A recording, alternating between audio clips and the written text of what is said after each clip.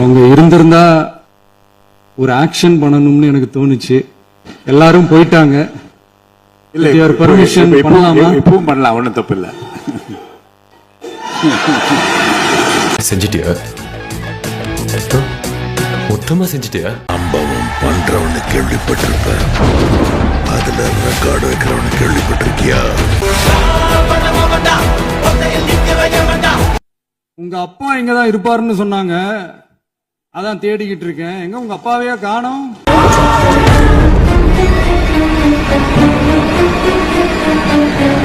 எங்களுக்கும் நக்கலா நையாண்டியா சம்பந்தம் இல்லாத குட்டி கதை இதெல்லாம் எங்களுக்கும் பேச தெரியும். லியோவை பார்க்கணும், லியோவை பார்க்கணும், லியோவை பார்க்கணும். நீதானே கேட்ட? பார்த்துக்க. 5 நிமிஷம் பேசுனதுக்கே கொளத்தூரி இந்த ஆட்டம் ஆயிடுச்சு.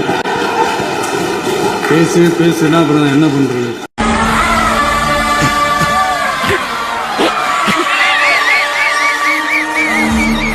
அது மாதிரி இன்னைக்கு முதலமைச்சர் பேசும்போது சில வார்த்தைகள், தவறான வார்த்தைகள் பேசுறாரு. என்ன செய்வேன்? தனியால் பாத்தியா? என் பின்னால ஒரு அரசாங்கமே இருக்குடா. பாதுகாவல் கழக மாடல் அரசாங்கம் செஞ்ச ஒவ்வொரு ஊழலா வெளியில வந்துகிட்டு இருக்கு. டாஸ்மாக்ல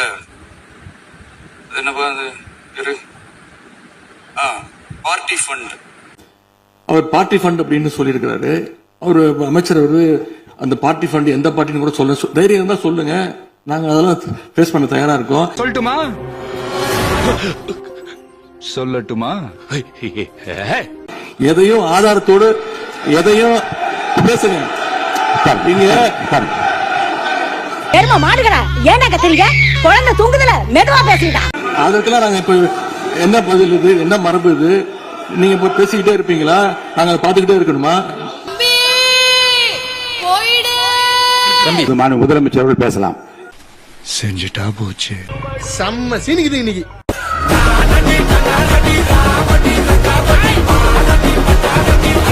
எதிர்த்து பேசினாதான் எதிர்கட்சின்னு ப்ரூவ் பண்ண முடியும்னு நினைச்சுக்கிட்டு பேசணும். எதிர்கட்சியை சேர்ந்த எதிர்கட்சி தலைவர் உள்ளிட்ட மாண்புமிகு உறுப்பினர்களுக்கும் வணக்கம்.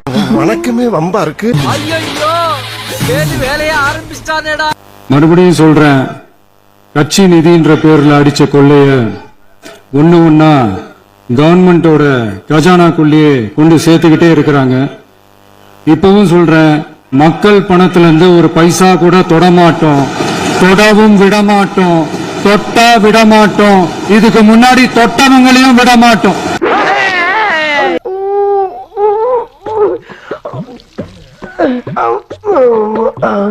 ஒவ்வொரு ஊழலா வெளியில வரும் போலயே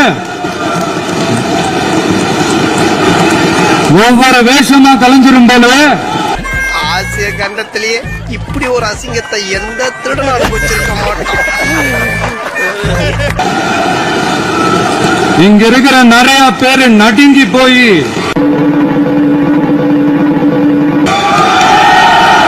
இதுல நம்ம மேல அவதூறு வேற. இப்ப புதுசா ஒரு வெப்பன் ஒண்ணு கொண்டு வந்திருக்காங்க. அது என்ன தெரியுமா? அவங்க தயவால தான் நம்ம ஆட்சி நடக்குதான். மக்கள் தயவால இந்த ஆட்சி நடந்துகிட்டு இருக்கு.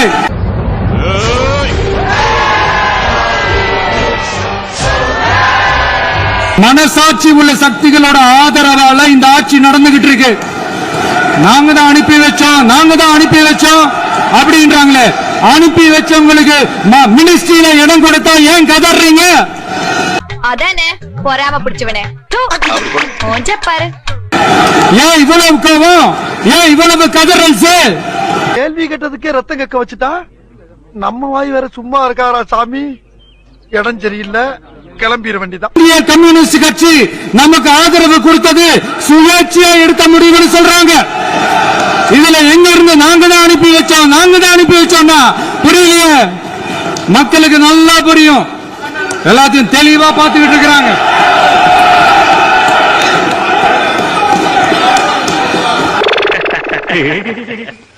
அண்ணே கடையை போட்டுட்டு அங்கிட்டு ஓடுறானே, கூட்டிட்டு அங்கிட்டு ஓடுறானா?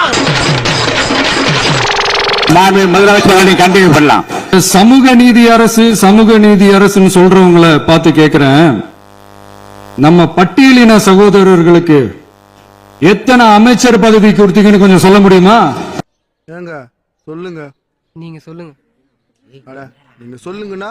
ஏன் நீங்க சொல்ல மாட்டீங்களா? ஆனா நம்மளுடைய அரசுல 8 அமைச்சர் பதவிகள் யாருக்கு? நம்ம பட்டியலின சகோதரர்களுக்கு. எல்லாம் நம்ம அண்ணன், நம்ம தம்பி, நம்ம தங்கச்சிங்க.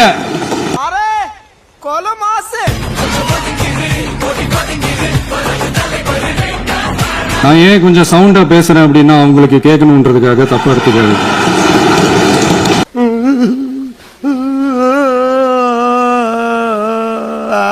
எத்தனை பெண்களுக்கு அமைச்சர் பதவியில இடம் கொடுத்தீங்க கொஞ்சம் சொல்ல முடியுமா? எங்க அரசுல 4 சகோதரிகளுக்கு அமைச்சர் பதவி கொடுத்திருக்கிறோம். மக்களால் அகற்றப்பட்டவங்களுக்கு ஒண்ணு சொல்லிக்கிறோம், தப்பே செய்ய மாட்டோம், ஊழலே செய்ய மாட்டோம், நேர்மையா தான் இருப்போம், நியாயமா தான் இருப்போம் அப்படின்னு சொல்றவங்களால மட்டும்தான் கூட்டணி ஆட்சி அமைக்க முன்வரும்.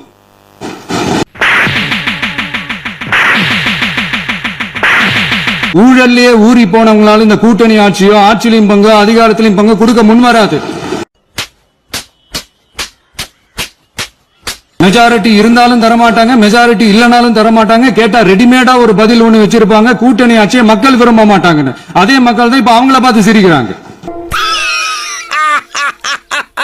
நம்மளை பத்தி அவதூறு பரப்புறதோட மட்டும் இல்லாம இப்ப நம்ம மக்கள் மேலேயும் அவதூறு பரப்ப ஆரம்பிச்சுட்டாங்க. மக்கள் நமக்கு ஓட்டு போட்டது தப்பா, குடும்பமா நமக்கு ஆதரிச்சது தப்பா.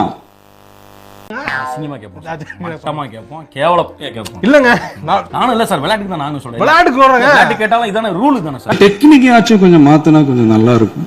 50 வருஷமா ஒரே டெக்னிக்கா? டெக்னாலஜி எல்லாம் மாறி வேற எங்கேயோ போயிட்டு இருக்கு. பஸ் சோஃபா மாடல் ஆட்சியா? அது என்னன்னு புரியறதுக்கு எனக்கு ரொம்ப நாள் ஆச்சு. இந்த சோஃபா செட்டு, டேபிள் சேரு, டீபாய், பர்னிச்சர் பிசினஸ் எல்லாம் வேற எங்க வெளியில போய் பண்ண சொல்லுங்க.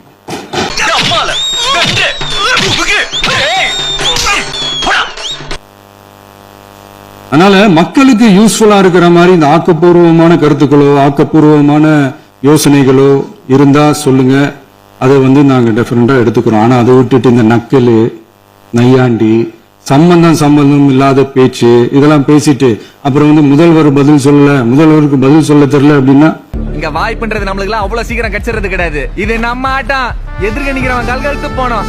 நீ யார் கபில, அது நம்ம காலம், பாத்துக்கலாம். அனுமதிச்சாரு முதலமைச்சர். இன்னைக்கு ஒரு ஸ்கிரிப்ட் எடுத்துட்டு வந்திருக்காரு.